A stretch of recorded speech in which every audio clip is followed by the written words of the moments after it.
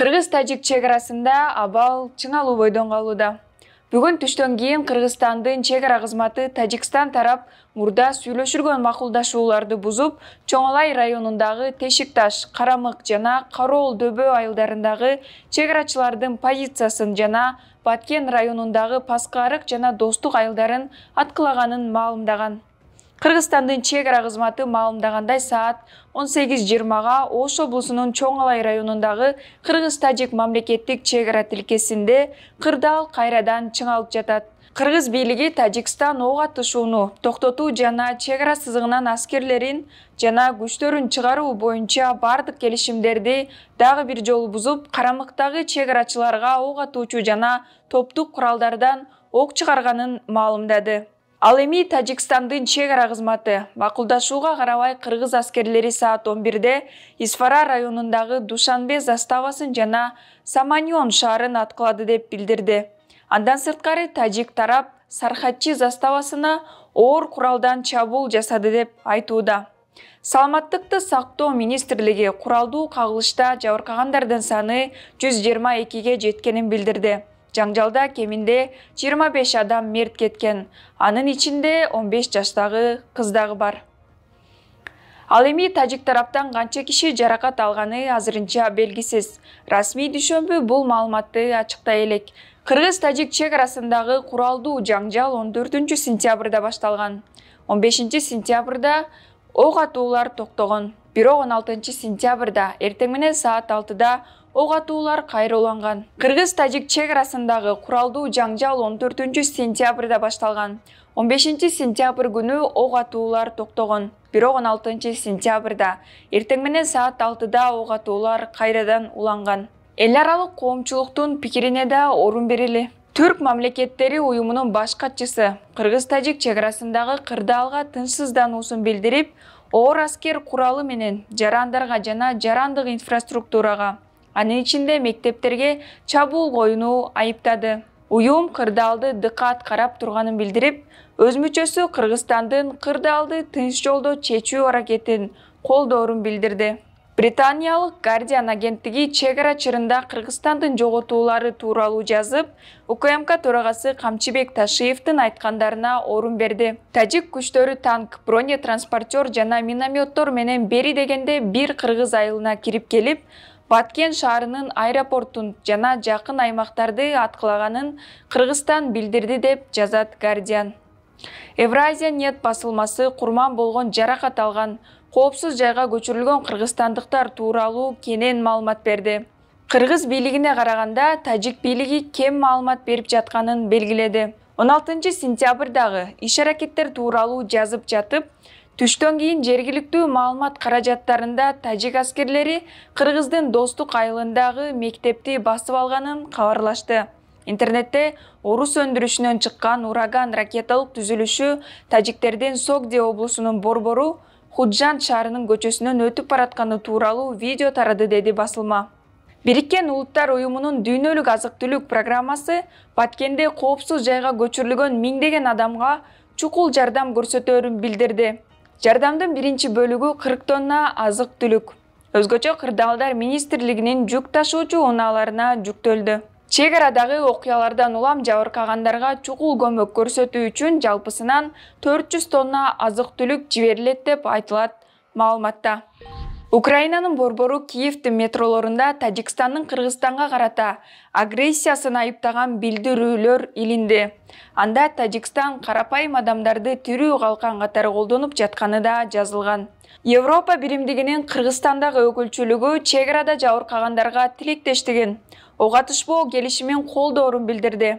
Ар кандай пикир келишпестиктерди тынчтык, дипломатиялык жол менен чечүүгө чакырабыз деген Евробиримдик аймактагы стабилдүүлүк жана гүлдөп өнүгүү үчүн активдүү саясий колдоону улантуу сунушун дагы бир жолу ырастаган. Ошол эле маалда бийликке көз каранды орусиялык маалымат каражаттары Кыргыз-тажик чегарасындагы кризис боюнча бир тараптуу маалымат таратууда. Коммерсант, Лента.ру, Спутник, ТАСС жана башка орусиялык булактары эмне үчүн Кыргызстанды агрессор катары көрсөтүүгө аракет кылып жатканын түшүнүү кыйын. Ошол эле учурда кыргыз айылдарындагы турак жайлар, мектеп жана бала бакчалар аткыланып, өрттөлүп жатканына көңүл бурушкан жок. Дүйнөдөгү эң күчтүү державалардын биринин лидери Си Цзиньпин Казакстанга мамлекеттик сапары учурунда маанилүү месседж калтырып кетти. Кытайдын президенти Казакстандын анын көз карандысыздыгын, эгемендүүлүгүн жана аймактык бүтүндүгүн коргоодо чечкиндүү колдоо көрсөтөбүз деди. Ошондой эле ал Казакстандагы реформаларды чечкиндүү түрдө колдой турганын жана өлкөнүн ички иштерине ар кандай күчтөрдүн кийлигишүүсүнө чечкиндүү түрдө каршы турарын ишенимдүү айтты. Кытай Казакстандын ишенимдүү досу жана өнөктөшү болгон жана болуп келерин Си Цзиньпин белгиледи. Украина менен Орусиянын ортосунда согуш башталгандан тартып Европада мунай тартыштыгы жаралган. Казакстан газ, мунай өнүмдөрүн экспорттоп, пайда көргүсү келген. Мындан улам Орусия Казакстанга сес көрсөтүп, эки өлкөнүн мамилеси начарлап кеткен эле. Мындай кырдаалда Кытайдын ачык колдоосу Казакстан үчүн маанилүү болчу. Ошол эле учурда Өзбекстандын Самарканд шаарында 14-сентябрда башталган Шанхай кызматташтык уюмунун саммитинин алкагында Кытай, Кыргызстан, Өзбекстан темир жолунун долбоору боюнча кызматташууга кол коюлду. Кыргызстандын президентинин администрациясы кабарлагандай, темир жолдун Кыргызстан аркылуу өтчү тилкеси тууралуу макулдашуу документине 3 тараптын транспорт министрлери кол койду. Ага ылайык жол тилкеси Торугарт, Арпа, Макмал, Жалал Абад багыты менен өтөт. Бул темир жолунун узундугу 280 чакырымды түзөт. Ал эми долбоордун техникалык экономикалык негиздемеси боюнча бардык иштерди аяктоо мөөнөтү 2023 жылдын 1-июнунан кеч калбай бүтүрүү пландалган. Бул темир жол коридору Кыргызстанга түштүк-чыгыш, Батыш Азия, жакынкы чыгыш өлкөлөрүнө чыгууга жол ачат. Келишимге 20-30 жылдан бери кол коюлбай келген, бирок Кытайдын күн тартибинен да түшкөн эмес. Анткени Орусия Борбор Азия мамлекеттерине болгон таасиринин негизинде кызматташтыкка кол коюлбай келген. Чет элдик маалымат каражаттары Кыргыз-Тажик чек арасындагы кризис, Армения, Азербайжан, Орусия-Украина согушу болуп жаткан учурда чыкканына көңүл бурушту. Ошол эле маалда Орусия Украинадан чегинүүсүнөн коомчулукту алаксытуу үчүн коңшу өлкөлөрдө жаңжал чыгышына кызыктар деп жазган активисттер да бар. 12-сентябрда Армения Азербайжан ортосунда аскердик кагылыш кайра башталып кетти. Бул үчүн эки өлкө бири-бирин айыптоодо. Армениянын коргоо министрлиги Азербайжан аскерлери өлкөнүн түштүк тарабындагы Варденис, Сотк, Артаниш, Ишханасар, Горис жана Капан айылдарын аткылаганын айтты. Ал арада Азербайжан тарап Армениянын аскерлери Тоолуу Карабакка жакын жайгашкан Келбаджар жана Лачинск райондоруна чабуул жасаганын билдирген. 15-сентябрда тараптар эл аралык коомчулуктун кийлигишүүсү менен ок атууну токтотуу тууралуу келишим кабыл алышты. Чек ара жаңжалында эки өлкөдөн 150дөй аскер курман болгону айтылды.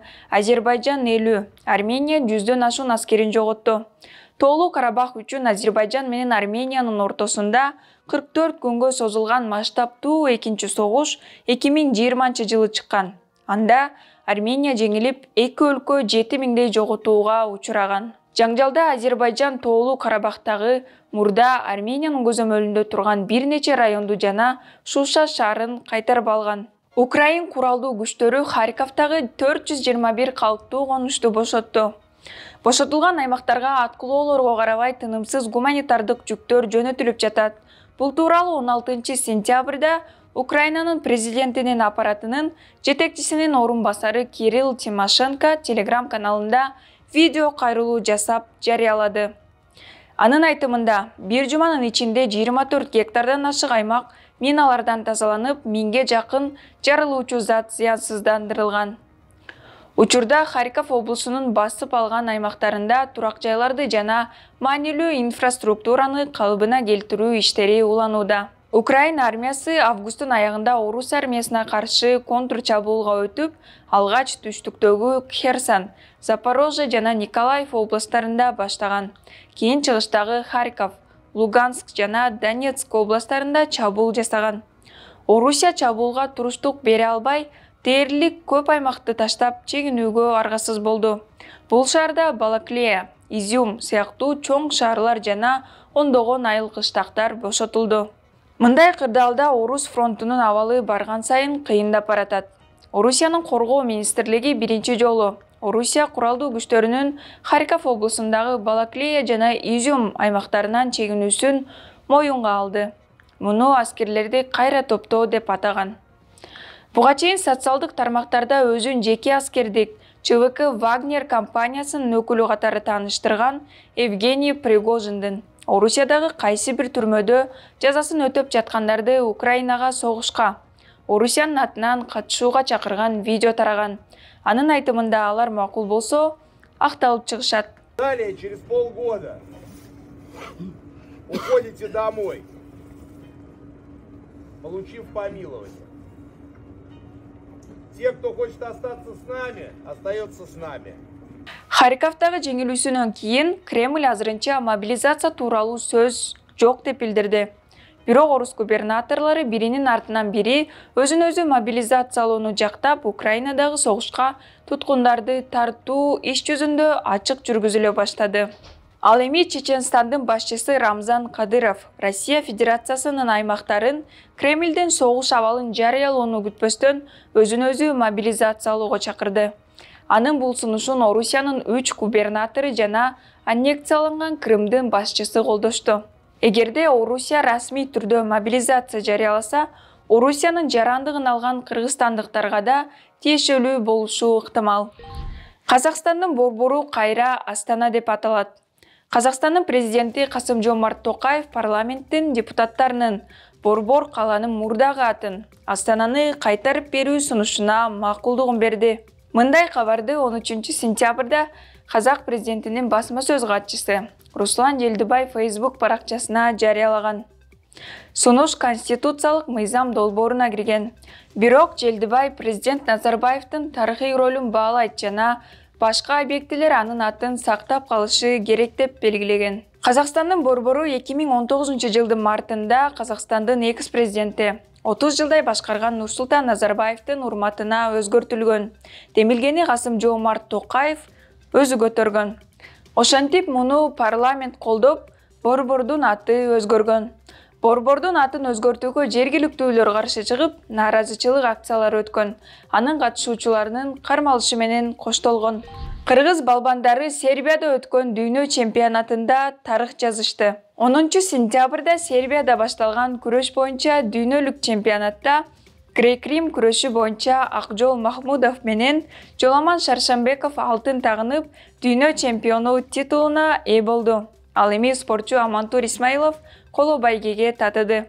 Мындан сырткары эркин күрөш боюнча Эрназар Акматалиев жана Арсалан Будажапов коло байгеге ээ болушту.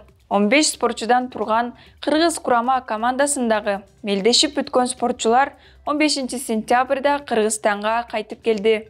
Аларды күйөрмандары жана жакындары коштогон жоон топ Манас эл аралык аэропортунда салтанаттуу тосуп алды. Бул жумадагы маанилүү кабарларды мен Нурайда Эжекшанова айтып бердим. Медиа хаптан такталган туура маалымат алыңыз. Эмки апта аягына чейин көрүшкөнчө.